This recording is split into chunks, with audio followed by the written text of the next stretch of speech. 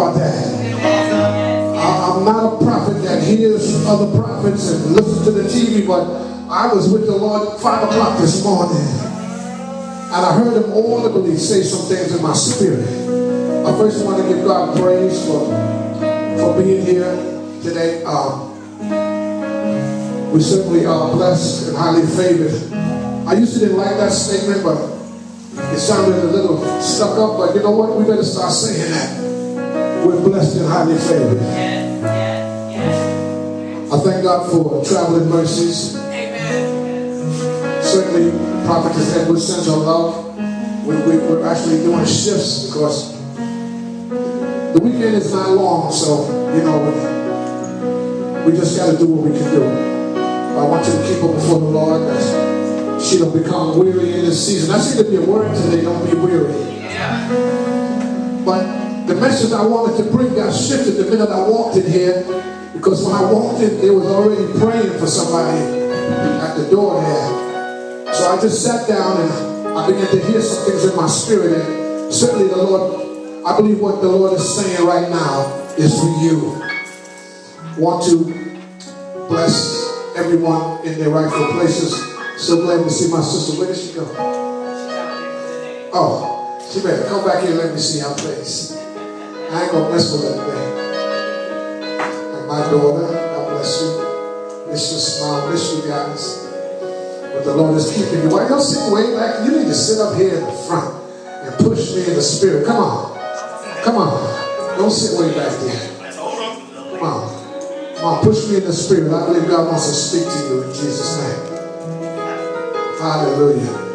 I did not know it was going to be a baby dedication, and I hope that that people realize how serious that is. We're actually making a covenant with the Lord that if the parents are not able, then we are able. We are able. So we're so blessed. I'm so glad to be here. Thank God for Evangelist Barnes. I want to thank you for hosting your guests and allowing her to minister to me last week. You know, you don't know what that did for me. It blessed me so much that I called her back the next day. And that prophetess, she I hope I don't start crying. I ain't in the spirit yet. That prophetess, she just dropped it on me this morning, but I'm hearing from the Lord.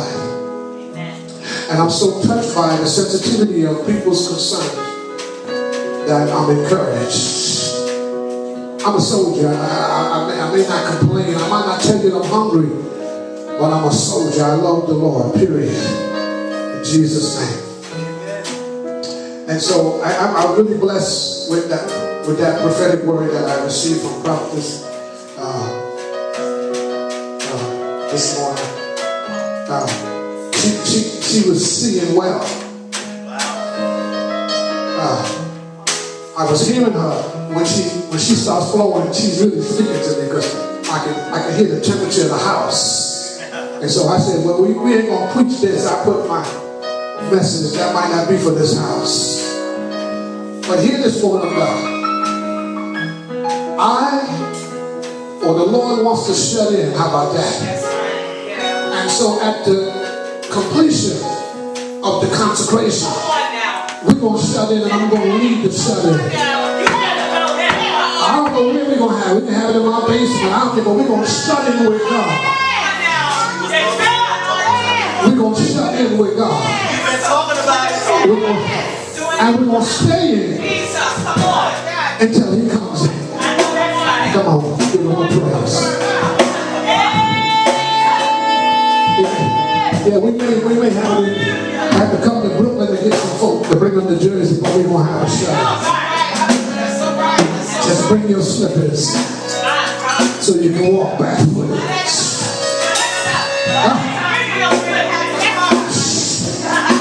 You know, I got to teach this morning. I'm so glad that I met. What's your first name? I'm so glad I met you. You don't know. I love your brother. And I'm just glad to see the extension. we've been sowing into him and sowing into him and sowing into him. It's just good to see the extension. Are you hearing this? It's the 8th. Okay, so, okay. And plus, I got to give you an announcement. I'm doing a one-night revival on the 20th. I'll give you information. It's in Brooklyn somewhere. We're going to wreck the house and put it in order. Then lay hands on the folk until they get healed. And so, okay, y'all gotta, sister, you gotta remind me, you know, I don't have administration is not my specialty. I like to stay drunk in the Holy Ghost. But this is the word of the Lord for today, I believe. I'm going to ask you to look at one section of scripture in the book of Genesis. He's worthy today. Yeah, flow like that. Flow like that until I do this teaching. Because I'm getting ready to upset some things. Genesis. The 3rd chapter. How many know he's worthy? Don't mind me if I just bless him by myself. Come on. The 3rd chapter. I want you to read with me because, see, when you proclaim a thing, when you say what God is saying, your soul gets blessed. We're going to look at the 6th through the 13th verse. Hallelujah. Let's read together. And when the woman saw that the tree was good for food, and that it was pleasant to the eyes, and the tree to be desired to make one wise, she took the fruit thereof and did eat, and gave also unto her husband with her, and he did eat. And the eyes of them both were open, and they knew that they were naked. And they sewed fig leaves together and made themselves aprons. And they heard the voice of the Lord walking in the garden in the cool of the day. And Adam and his wife hid themselves from the presence of the Lord amongst the trees of the garden. And the Lord God called unto Adam and said unto him, Where art thou? And he said, I heard thy voice in the garden, and I was afraid, because I was naked and I hid myself. And he said, Who told thee that thou wast naked? Hast thou eaten the tree whereof I commanded thee that thou should not eat? And the man said, The woman whom you gave me to be with, she gave me of the tree, and I did eat.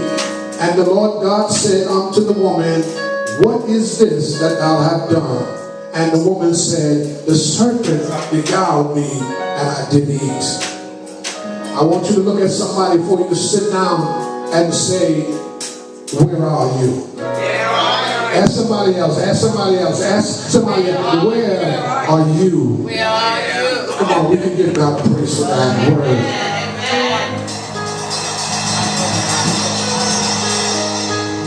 This is the shift that came in my spirit this morning after I walked into this house. When I looked at the calendar that Pastor gave me, I realized that we're coming to the close of a season. And we're about to enter a new season. Some people that don't know God don't even know that there are seasons changing all the time. People are still waiting for New Year so they can let old friends, whatever they say, I don't even know, whatever. And they blow the horns and they have their thing, but nothing changes. Yeah. People go out and party and they have a good time and they get drunk and they have a good time, and the next day they still have to deal with whatever they left. But I came as a prophet to tell you that God is changing seasons constantly. So I want to go back to this question where God is asking a question that he already knows the answer. But it seems to me that God is not answering answering the question for his own understanding. He's asking the question that we would question the question. And the question is, where are you? Where are you? I listened to my sister, I'm just using her as an example, and she was saying how she navigated through this season this morning.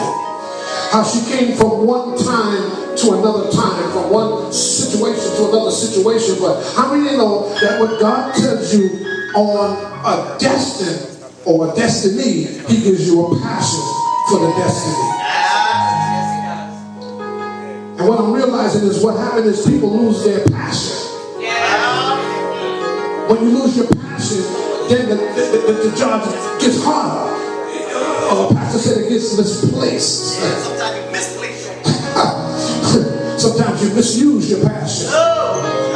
Sometimes you be moving in your passion and sister girl come and tell you something, discourage you, and you know, you still moving, but you ain't moving in passion. You come out here and there's only two folk, you get discouraged. You come out here and the money ain't right, and so you don't want to continue. You start questioning your calling when God said you need to question your own self and say, where am I? That's right. You're sitting in this place, but you're not in the place. You're in the place physically, but you're not in this place spiritually. God's telling me that it's all right to travel, it's all right to take your journey, but you should be heading towards his presence. So if you get up every week with the same old testimony of how hard it's been and how long it's been, you should be giving God praise for being in his presence. How many of you know that in his presence is the fullness of joy? Somebody don't want to hear this. That's religious. It's not about religion. It's about relationship. Pastor was trying to explain the Jewish holidays to folk. Some people was looking at you strange. It ain't a Jewish thing. That's right. That's right. Jewish is attributed to a religion. We ain't talking about religion. We're talking about relationship. And Christ is kept. The Hebrews that walked away from God were Africans. Oh, come on here. You mean to tell me you didn't know? Did you ever stop and think, why did black people going through all the mess they going through? Why did they go through 400 years of bondage? Why? Because they turned their backs on God. That's right. Come on, Israel. Come on back home. You got to do research. You can't just get up and preach. You got to study. It wasn't just the Hebrews, the Egyptians. God gave them the sciences. The Egyptians knew how to read the stars. The first heart surgery without anesthesia was done by the Egyptians. Scientists are today trying to figure out how did they mummify their bodies and still be in mint condition. That's right. But then we didn't want to serve the God of Elohim. We didn't want to serve the God that provides. So what they did was they built statues. And they wanted things that were tangible. But I came today to ask you, where are you? And I hear God say that I'm trying to bless Adam and I'm trying to bless Eve. And what I did was I fellowship with them. I used to come and commune with them. Could you imagine every day God coming and having communion with you?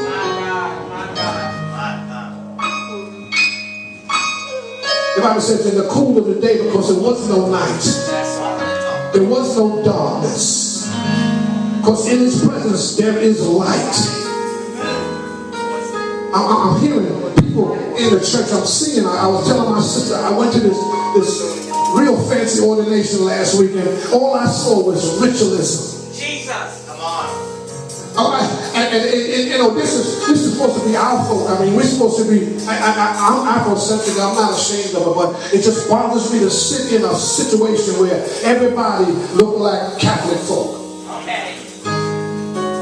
All we had to do was, only thing was missing was the Hail Marys and crossing ourselves and the statues. So I'm looking, I'm saying to myself, did not one person get this revelation?